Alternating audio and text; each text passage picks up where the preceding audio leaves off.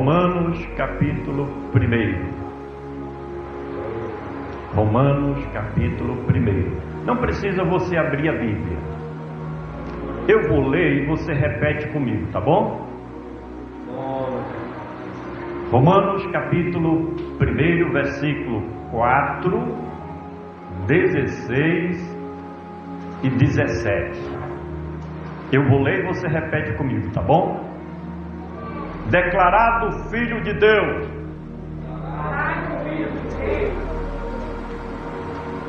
Está fraco? Apenas uma parte. As crianças comigo. Declarado Filho de Deus. Em poder. Segundo o Espírito de santificação. Pela ressurreição dos mortos.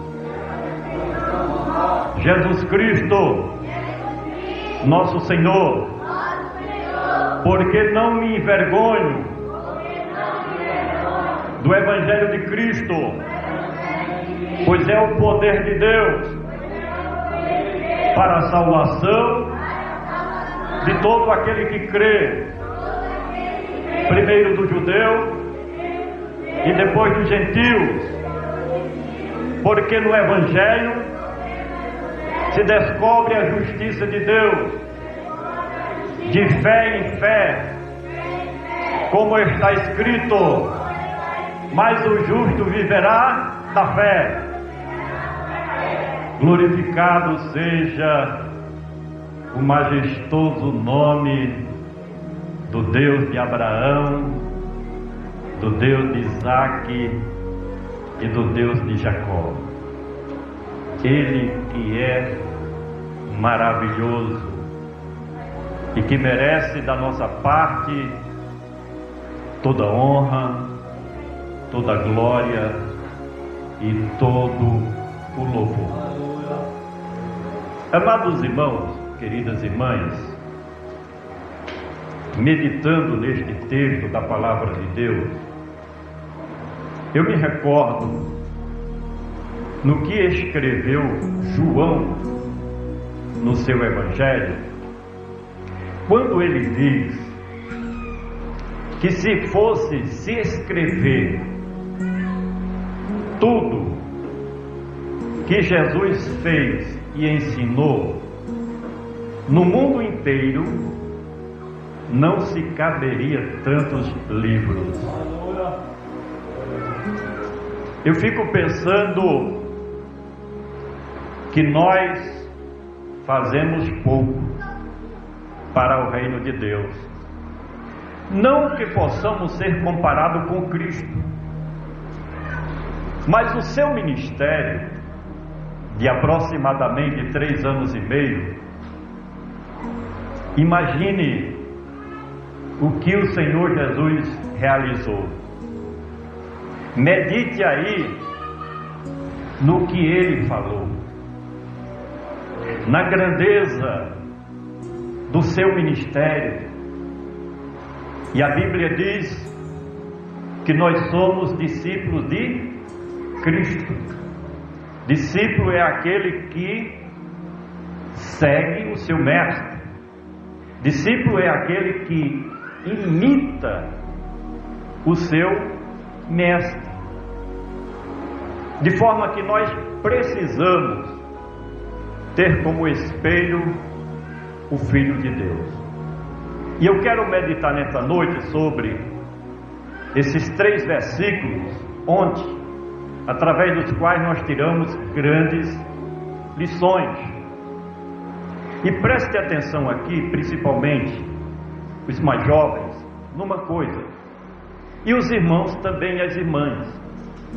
Nós estamos em uma época, e daqui para frente muito mais, em que por todos os meios, seja na sua casa, na rua, ou através das mídias sociais, e praticamente todo mundo está entrando neste caminho das mídias sociais, vão exigir de nós explicações sobre as Escrituras.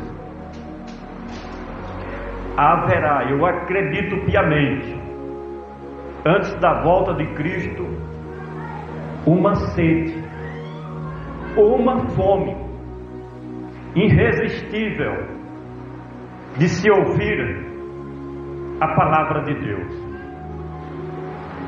Fome e sede. A fome, você pode até esperar um pouquinho, mas a sede é insuportável. E as pessoas vão te procurar. Escreva o que eu estou dizendo. E as pessoas vão te ligar. Hoje eu recebia uma ligação de Minas Gerais. Não sei quem passou meu número. E uma senhora ou senhorita, não sei, me pedindo uma palavra, me pedindo uma orientação do reino de Deus, me pedindo uma oração porque estava desesperada. E o que você vai fazer numa hora dessa se você não tiver o conhecimento da palavra de Deus? Quem me acompanha no WhatsApp, irmã Tereza, irmão Geraldo, Francisco Miguel, outras pessoas aqui, o Rodolfo começou hoje a receber. Quem não tiver meu número, anota o seu, no final me dá anotado no papelzinho. Todo dia nós gravamos uma mensagem e mandamos, falando da necessidade de nós pregarmos o Evangelho a tempo e fora de tempo. Chegou o momento de alçarmos a nossa voz.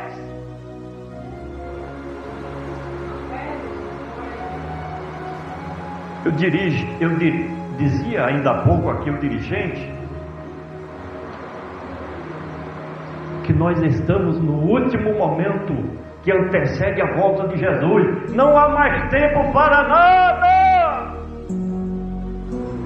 Ora, vamos conhecer um pouquinho sobre Cristo.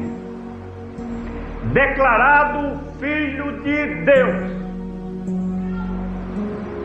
Declarado. Anunciado. Paulo veio um pouco depois dos apóstolos, depois de Cristo. Aqui ele já estava praticamente no final do seu ministério, já anunciando a sua ida para Roma, como última viagem nos campos missionários. E ele tinha autoridade para dizer declarado, porque ele sabia que os profetas, que João Batista, que os apóstolos e que ele próprio já havia declarado quem era Cristo Jesus, o Verbo que se fez carne e habitou entre nós. Eu pergunto, será que você tem autoridade para dizer tal coisa? Eu declarei quem é Jesus, eu preguei quem é o Cristo, eu falei para o meu vizinho, para o meu conhecido, aleluia, quem é o Senhor Jesus. Será que quando nós chegarmos na presença de Deus, o Senhor não vai olhar para nossas mãos? E como estarão as nossas mãos? Vazias? Porque não pregamos sobre Jesus, falamos sobre política e não tem nada errado sobre isso. Muitas vezes falando da vida alheia, aí tem tudo de errado nisso. Se entrar no assunto de futebol, passa uma tarde inteira. E aí vai. E sobre Jesus, o que nós estamos falando no nosso dia a dia? Declarado o quê? Filho de Deus. Esta era a mensagem. Há certo versículo escrito por Paulo que ele diz: quando cheguei entre vós, não me propus saber nada, senão a Cristo e este crucificado, irmão. Não existe uma mensagem mais poderosa do que nós falarmos sobre o Filho de Deus. Eu não me canso e não mudo a minha pregação para agradar a homem algum.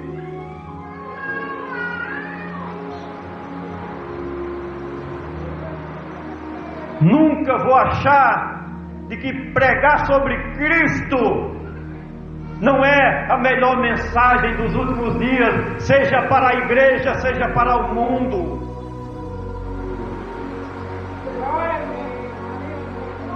Porque ouve-se muitas mensagens filosóficas, ouve-se muitas mensagens psicológicas, motivacionais, ouve-se muitas mensagens ideológicas, pensamentos pessoais dos pregadores, mas o que nós devemos ter como foco, falar a respeito de Cristo e do seu Evangelho, é o texto que nós lemos aqui nesta noite.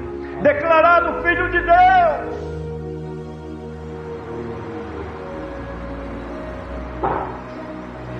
Quando Deus falou com Moisés que iria mandar um profeta, ele também disse que aquele profeta seria seu filho. Quando Deus falou com Davi que iria mandar um da sua descendência, também disse que seria seu filho.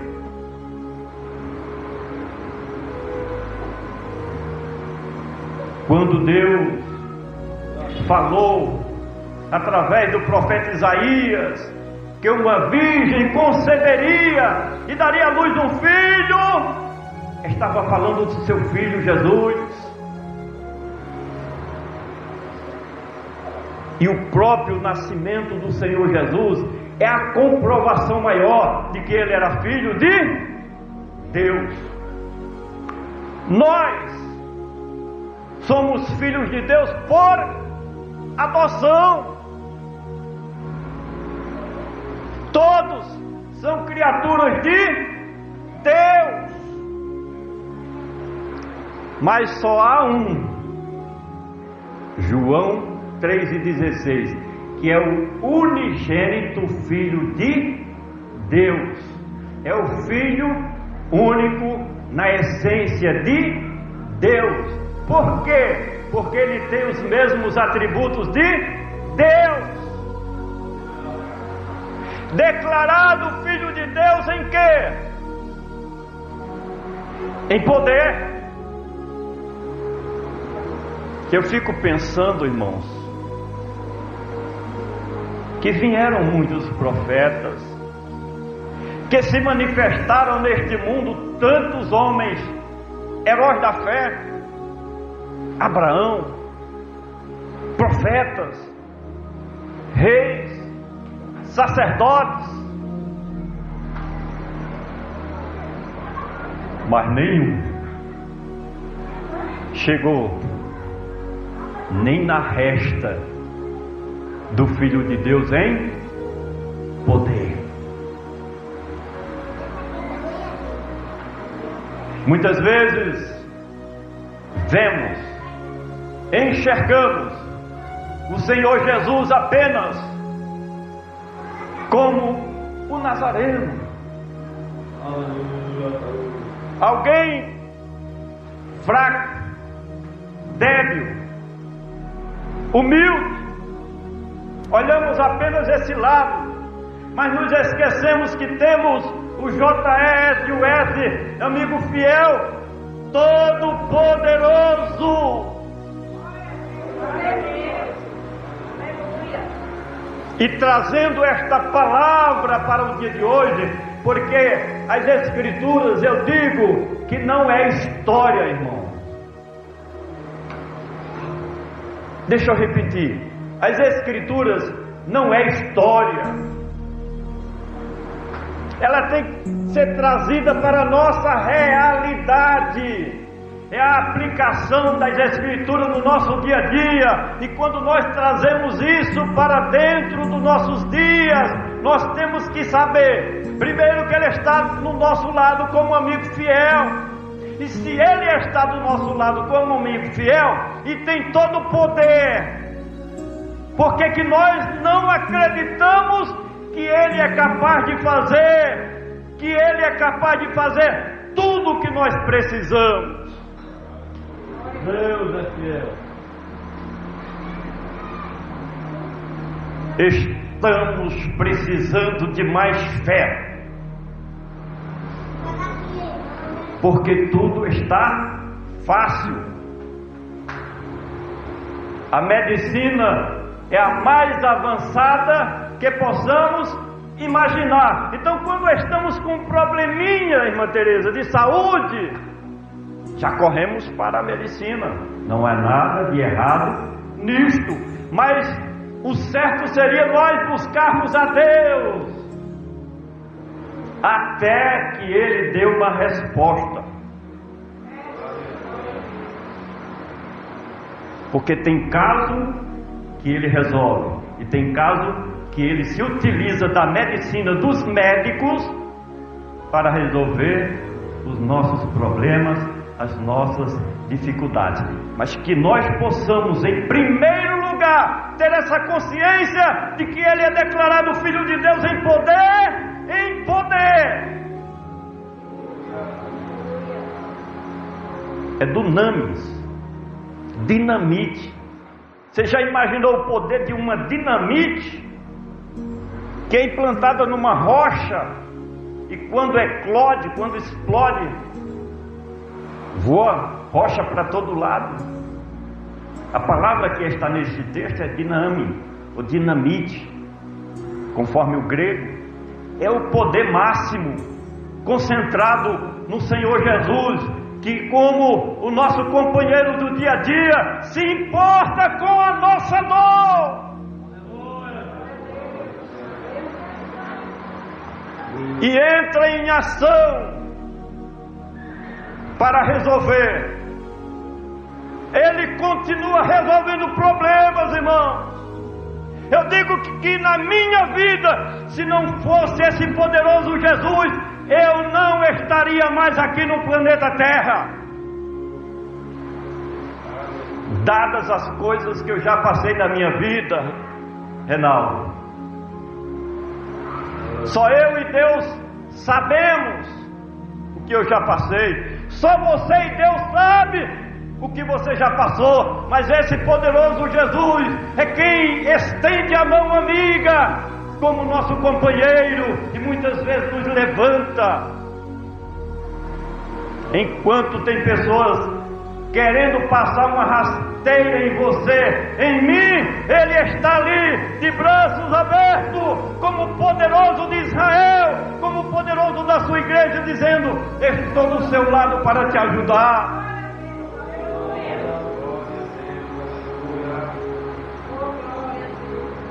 Declarado Filho de Deus em poder. Segundo, o Espírito de santificação pela ressurreição dos mortos, Jesus Cristo, nosso Senhor. Medita comigo. Ele concentrava tanto poder em si mesmo e viveu uma vida tão perfeita,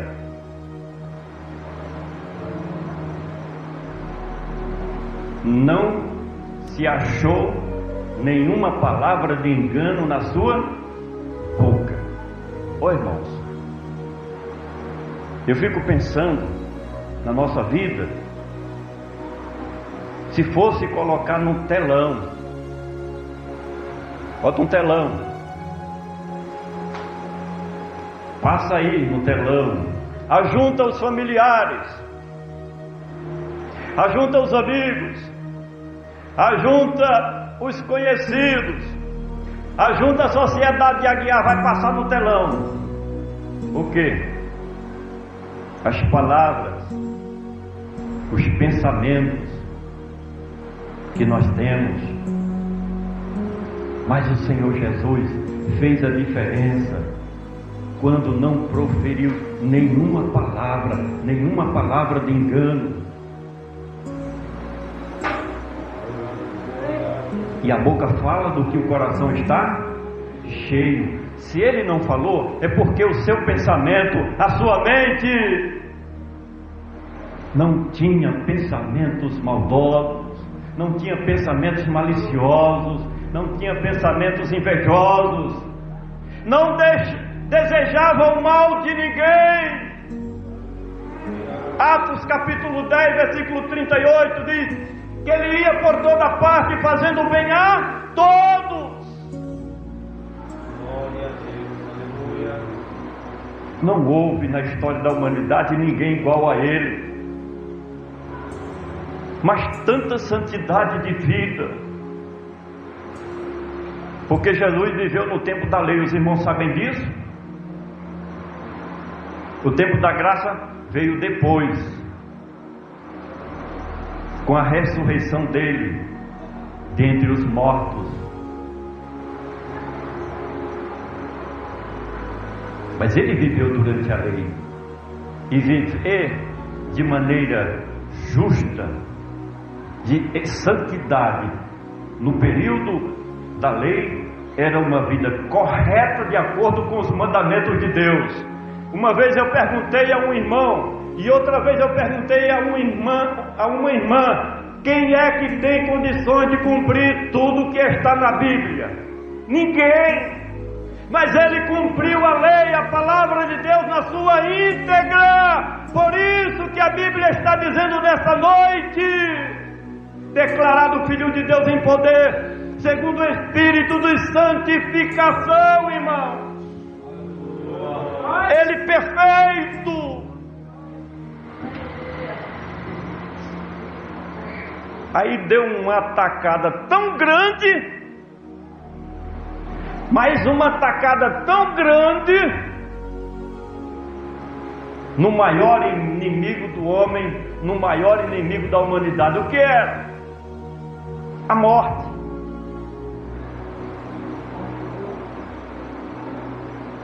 Declarado Filho de Deus em poder, segundo o Espírito de santificação, pela ressurreição dos mortos. Aqui não está falando o texto sobre Lázaro, sobre o filho da viúva de Naim, sobre a filha de Jairo, não. Está falando sobre a ressurreição dele. Eu costumo dizer o seguinte: poderiam cavar um poço mais fundo que se possa imaginar, até o centro da terra, nada e nem ninguém teria o poder de segurar o Cristo poderoso e santo. Ele ressuscitou.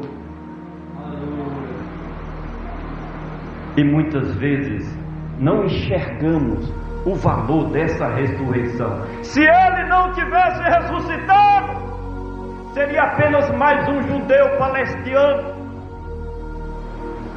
mais um profeta, quem sabe. Mas a ressurreição de Cristo mudou a história. implantou um novo tempo, a aliança da graça de Deus, porque antes, principalmente no tempo da lei, não havia esperança de vida eterna. Não. Surgiu luzes, pequenos focos de luzes no período dos profetas, mas com a implantação da nova aliança de Deus, com a ressurreição de Cristo, mudou tudo.